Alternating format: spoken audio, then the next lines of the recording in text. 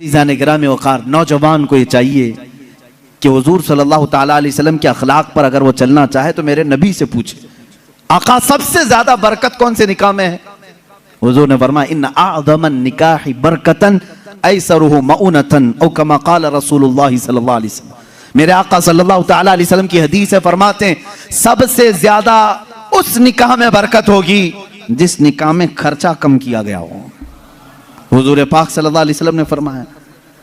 अब इसका मतलब कंजूसी नहीं, बखालत नहीं, जिसकी जितनी हैसियत है उस एतबार से करे, अपनी हैसियत से ज्यादा टांग में ना फैलाए, और अल्लाह ताला ने नेमतें दी है तो बखालत भी ना करे, गुरबा और मसाकीन को खूब खिलाए। इसलिए कि अल्लाह के नबी सल्लल्लाहु ताला अलैहि वसल्लम के तकरीबन 11 निकाह, उसमें सब अलग अलग किस्म के हुए हैं। जब हजरत खदीजा से निकाह हुआ था, हुजूर की उम्र 25 साल की थी और आप तिजारत कर रहे थे और तिजारत का माल था। आप सल्लल्लाहु ताला अलैहि वसल्लम ने जो निकाह फरमाया उसमें लोगों की दावत भी हुई। एक निकाह हुआ हजरत सौदा रज़ियल्लाहु ताला अन्हा से, वो उस निकाह में सिर्फ खजूरें बांटी गई और कुछ भी नहीं। फिर हुजूर सल्लल्लाहु ताला अलैहि वसल्लम ने हजरत ज़ैनब से निकाह किया, हजरत मैमुना से निकाह किया, उसमें तो बकरा ज़बह करके वलीमा किया हुजूर पाक ने, और उतनी बड़ी दावत किसी और में नहीं। क्यों? ये मैं हालात बता रहा हूं। जब तुम्हारे पास माल था या माल आया है उस एतबार से तुम्हें करने की इजाजत है, और जब ना हो तो कर्जा लेकर के दिखावा करने की इजाजत शरीयत ने नहीं दी है। शादियों के लिए इस तरह से लोग मकरूज हो जाते हैं।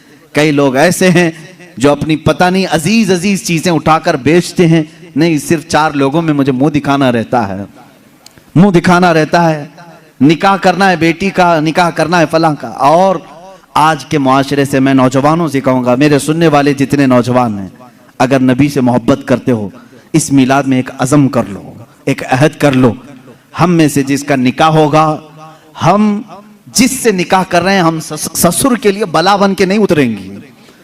हाँ, आज बहुत सारे दामाद बला बन चुके हैं, बला हैं, वो वबा हैं, इसलिए कि बेटी एक बार दिया है और ये बीमारी जिंदगी भर की लगा लिया है। हाँ, कई लोग हैं ऐसे, कड़वी जरूर है मेरी बात, जिसने अपनी बेटी दिया है और वो पीछे लग गया है। कल ही एक खातून मेरे पास आई, शादी होकर के उसके 9 साल हुए, बच्चे भी हैं।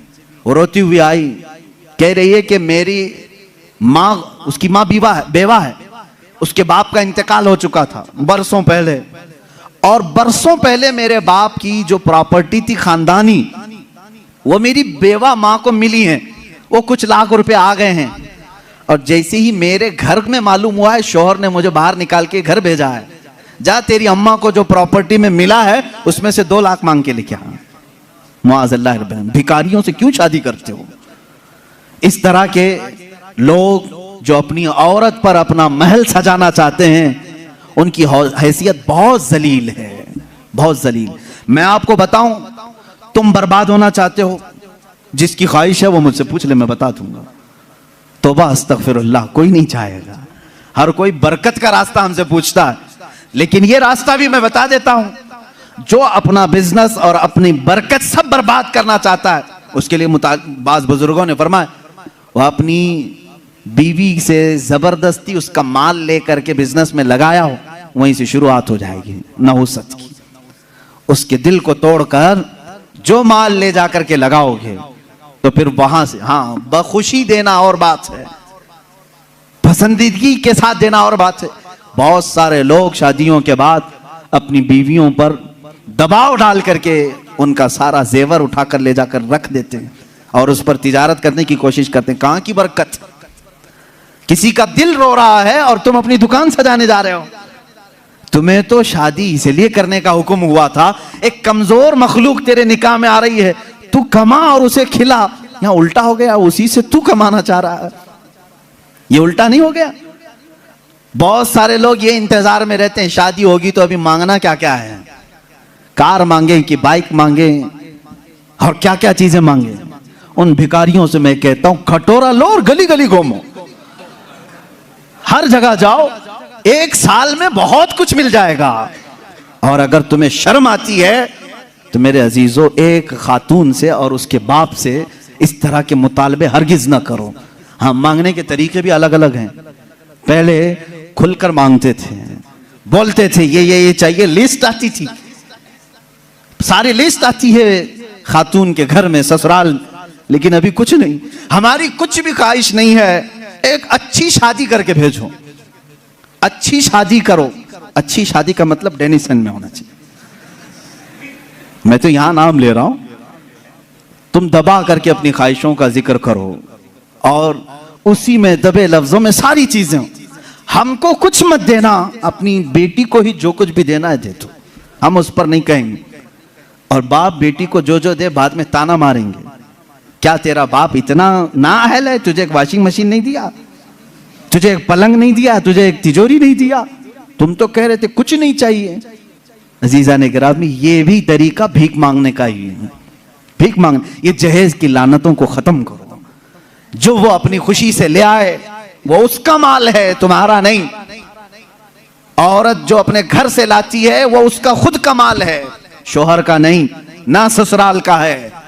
औरत जब तक चाहे उसे इस्तेमाल करे, वो इजाजत दे तो दूसरे इस्तेमाल करें। तुम शरीयत का मसला समझते हो? अगर उसकी इजाजत के बगैर किसी दूसरे ने इस्तेमाल किया उसके माल को, कल क़यामत के दिन उसकी पकड़ होगी, उसकी नेकियां जब्त की जाएंगी, तुम हुकूकुल इबाद में गिरफ्तार हो जाओगे। ये मसाइल हल्के नहीं हैं, इसलिए मेरे अजीजों वो और होंगे। मुझे यहाँ मालूम है कि ये रिवाज क्यों आए जानते हैं? यहाँ पर हिंदुओं के यहाँ ये माहौल है, जहेज की रस्म बहुत खतरनाक बला है उनके यहाँ। आज भी औरतें जलाई जाती हैं जहेज के नाम पर। बाज स्टेट ऐसे हैं आज वहां जहेज के नाम पर बहुत खतरनाक मामलात ससुराल वाले करते हैं। ये रस्म और रिवाज पहले से चली आई, जिसकी वजह से आप लोगों ने ये अडॉप्ट किया। वरना मैं कहता हूं नौजवानों को, अरब में जाओ, शादी करना मुश्किल हो जाएगा। हाँ, वहां पर तुम क्या मांगोगे? तुम्हें बाप एक फूटी कोड़ी भी नहीं देगा लड़की की, लड़की का बाप कुछ नहीं देगा, बल्कि प्लस लड़की तुमसे मांगती है 1 लाख रुपए मेहर में रख, तब मैं शादी के लिए तैयार होती। वहां औरतें मांगती हैं। सऊदी में तो आधा किलो पाव किलो सुन्ना मेहर में देना पड़ता है। बेचारे कितने नौजवान ऐसे कमाते कमाते मेहर की रकम 40 साल के हो जाते हैं। बाहर वहां अरब में आज भी ये रिवाज, औरत का हक है मांगना, मर्द क्या मांगेगा? यहां जो हमारा माशरा बदला है उसकी वजह हमारी सोहबत है, जो देख रहे हैं हम इधर उधर। ये सोहबत का असर है जो तुम्हारे यहां जहेज की लानत आ गई। इसे निकालो अपने हाथ से। और किसी भी औरत के घर उसके बाप पर बला बन करके नाजिल ना हो। जब तुम बाप बनोगे तुम्हें पता चलेगा एक जिगर के टुकड़े को, बेटी को रुखसत करना कितना सख्त तरीन मामला होता है। मेरे अजीजों, जिन बच्चियों को हम अपने गोदों में पाले होते हैं, उन्हें बड़ी किए होते हैं, उन्हें पढ़ाए होते हैं, खिलाए होते हैं, हर ईद बकरीद पर उन्हें पहनाए होते हैं, इन नन्ही सी कलियों को जब बाप रुखसत करता है तो उसका कलेजा टूट जाता है। फिर तुम जानते नहीं, उसके घर से पूरी की पूरी जात लेकर के आ रहे हो, फिर उस पर प्लस तुम्हें और माल भी चाहिए, पैसे भी चाहिए। क्या ये रिवाज हमारे यहाँ नहीं है? रस्म करो तो लड़की के घर में, शादी करो तो लड़की के घर में। पूरे इस कार्यक्रम में सिर्फ वलीमा एक ही है जो मर्द के घर में होता है, बाकी क्या है? सब औरत के घर में करना है। बच्चा हो जाए चिल्ला उसके घर में। हाँ, जितने भी रस्म है, अरे शादी की तारीख फिक्स करनी है, तुम अपने घर में भी तो करा सकते थे, नहीं लड़की के घर में ही करेंगे जाके। जब जब जाएं पूरे खानदान को लेकर उतर जाएं, राशन खत्म हो जाए। ये बला नहीं है तो और क्या है? घर के किचन पर मुसीबत नाजिल होती है हर महीने 2 महीने में।